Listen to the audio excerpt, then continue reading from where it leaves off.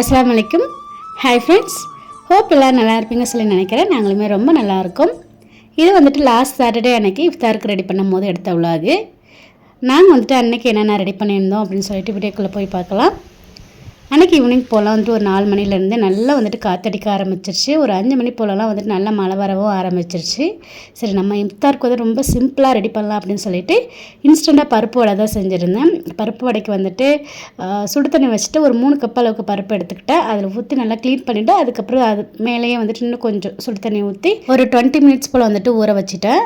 அது ஊறத்துக்குள்ளேயே வந்துட்டு நம்ம ஸ்வீட் பண்ணிடலாம் அப்படின்னு சொல்லிட்டு இன்றைக்கி வந்துட்டு கஸ்டர்ட் சேமியா கீர் தான் ரெடி பண்ணியிருந்தேன். அதை செய்யறதுக்கு முதல்ல வந்துட்டு ஒரு 1/2 லிட்டர் பால் அளவுக்கு வந்துட்டு காய்ச்சி எடுத்துக்கிட்டேன். நல்லா காய்ச்சிக்கணும்.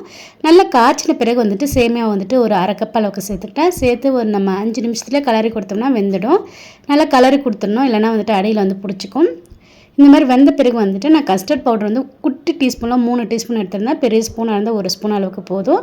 கொஞ்சமாக தண்ணி சேர்த்து நல்லா மிக்ஸ் பண்ணிவிட்டு நம்ம கரைச்சி இல்லையா அதை சேர்த்துட்டு நல்லா கலந்துக்கோங்க. அது கூடவே சர்க்கரையும் வந்துட்டு ஒரு 1/4 கப் அளவுக்கு சேர்த்துக்கோங்க. அதாவது மெஷரிங் கப்பில் 1/4 கப் சேர்த்து நல்லா வந்துட்டு மிக்ஸ் பண்ணிக்கோங்க.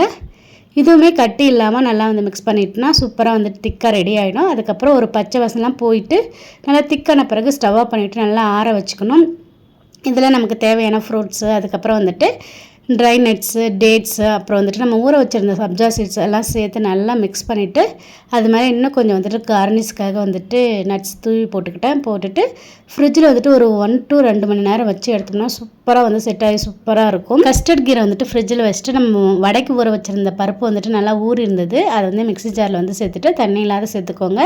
கூடவே 4 காஞ்ச மிளகாய் சின்னது, அப்புறம் கொஞ்சமாக சோம்பு, தேவையான அளவுக்கு உப்பு சேர்த்து நல்லா வந்துட்டு கொரன்னு அரைச்சி எடுத்துக்கலாம். பல்ஸ் மூலம் தான் அரைக்கணும், அப்போ தான் நல்லா கிறிஸ்பியாக வரும். இல்லைனா நல்லா மாவு மாதிரி ஆகிடும்.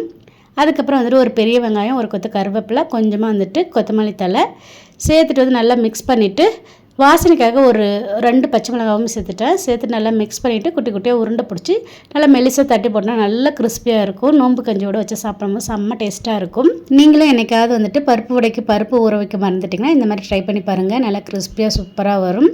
மறக்காமல் இதில் கொஞ்சம் வந்து இஞ்சி பூண்டு பேஸ்ட்டு, கொஞ்சம் கரம் மசாலாவும் சேர்த்து பண்ணிங்கன்னா இன்னுமே டேஸ்ட்டாக வரும்.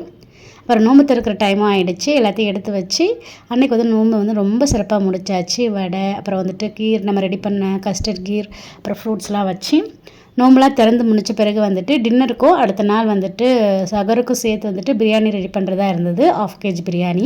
சிக்கன் பிரியாணி எப்பவும் பண்ணுற மாதிரி பண்ணாமல் கொஞ்சம் டிஃப்ரெண்ட்டாக பண்ணலாம் அப்படின்னு சொல்லிட்டு பள்ளிப்பாளையம் சிக்கன் பிரியாணி தான் செஞ்சுருந்தேன். இது என்னோட வந்துட்டு ஓன் ரெசிபி கிடையாது. இது வந்துட்டு ஒருத்தவங்க பண்ணியிருந்தாங்க, அதை பார்த்து கொஞ்சம் மாடிஃபை பண்ணியிருந்தேன். டேஸ்ட் வந்து ரொம்ப நல்லாவே வந்துருந்துச்சு.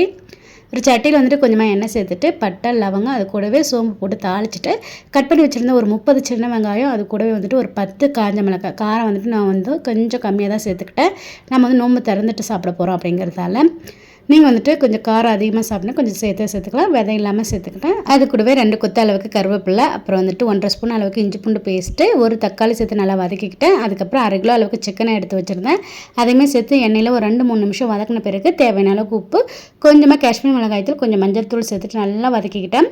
வதக்கின பிறகு வந்துட்டு மூடி போட்டு ஒரு 10-15 நிமிஷம் வந்துட்டு குக் பண்ணி எடுத்துக்கிட்டேன். நல்லா வந்துட்டு அந்த காஞ்ச மிளகாவுடைய கலர்லாம் இறங்கி நல்லா சிக்கன்லாம் குக்காகி சூப்பராக வந்துருந்துச்சு. கூடவே கொஞ்சம் போல் வந்துட்டு கரம் மசாலாவுமே சேர்த்துக்கிட்டேன். ஏன்னா நம்ம பிரியாணியில் சேர்க்க போகிறோம் இல்லையா, அதனால கொஞ்சம் சேர்த்துக்கிட்டேன். சேர்த்து நல்லா மிக்ஸ் பண்ணிவிட்டு அதையுமே ஸ்டவ் ஆஃப் பண்ணி ஆற வச்சுட்டேன். பொதுவாக பள்ளிப்பாளையம் சிக்கனில் வந்துட்டு கடைசியாக வந்து தேங்காய் கட் பண்ணி சேர்ப்பாங்க. நம்ம வந்துட்டு சேர்க்கல, நைட் சாப்பிட்றோம் அப்படிங்கிறதால உங்களுக்கு தேவைன்னா வந்துட்டு சேர்த்துக்கலாம்.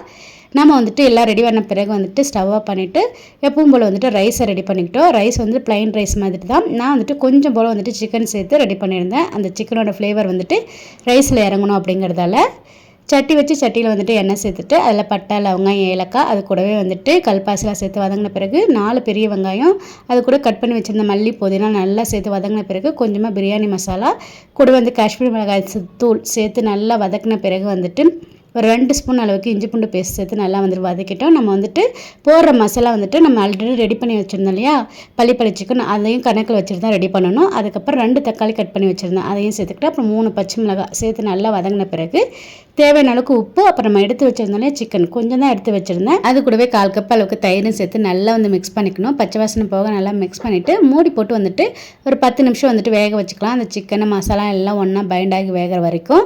நல்லா வெந்த பிறகு வந்துட்டு தேவையான அளவுக்கு தண்ணி, நான் வந்துட்டு அரிசி ஒரு 30 நிமிஷம் போல் வந்துட்டு ஊற வச்சுருந்தேன். அதனால் 1 கப் சீரக சம்பா அரிசிக்கு வந்துட்டு 1.5 கப் அளவுக்கு வந்து தண்ணி சேர்த்துக்கிட்டேன். நீங்கள் வந்து நார்மல் அரிசி சேர்க்குறீங்கன்னா தேங்காய் பால் சேர்த்து செய்யுங்க, நல்ல டேஸ்ட்டாக வரும். இதுலுமே வந்து தேங்காய் பால் சேர்க்கலாம். பட் நான் வந்துட்டு தேங்காய் பால் வேண்டாம் அப்படின்னு சொல்லிட்டு வெறும் தண்ணி தான் சேர்த்துருந்தேன். சேர்த்துட்டு வந்துட்டு நல்லா மூடி போட்டு ஒரு 5 நிமிஷம் வந்து கொதிக்க விடுங்க. அரிசியும் தண்ணி வந்து ஒரே லெவலில் வரணும். இந்த லெவலில் வந்துட்டு நல்லா கிண்டி விட்டுட்டு நம்ம ரெடி பண்ணி வச்சுருந்தோம் இல்லையா சிக்கன், அதை வந்துட்டு அது மேலே வந்து ஸ்ப்ரெட் பண்ணிக்கோங்க. நல்லா இந்த மாதிரி வந்துட்டு ஸ்ப்ரெட் பண்ணிவிட்டு அது கூட நல்லா தாராளமாக நெய் உங்களுக்கு எந்த அளவுக்கு வேணுமோ அந்த அளவுக்கு சேர்த்துட்டு மூடி போட்டு லோ ஃப்ளேமில் ஒரு 15 நிமிஷம் வந்துட்டு தம்மில் வைங்க. அதுக்கப்புறம் ஓப்பன் பண்ணி பார்த்தீங்கன்னா இந்த மாதிரி இருக்கும். நல்லா இந்த சிக்கனும் ரைஸும் வந்துட்டு ஒன்றா பைண்ட் ஆகிற மாதிரி மிக்ஸ் கொடுக்கணும். மிக்ஸ் கொடுத்துட்டு திரும்ப வந்துட்டு ஒரு 10 நிமிஷம் போல் வந்துட்டு ஸ்டவ் ஆஃப் பண்ணிவிட்டு வந்து வச்சிருங்க சர்வ் பண்ணாமல். 10 நிமிஷம் கழித்து ஓப்பன் பண்ணி பார்க்கும்போது நல்ல கலர்ஃபுல்லாக நல்லா ஃப்ளேவராக சூப்பராக ரெடியாக இருந்துச்சு.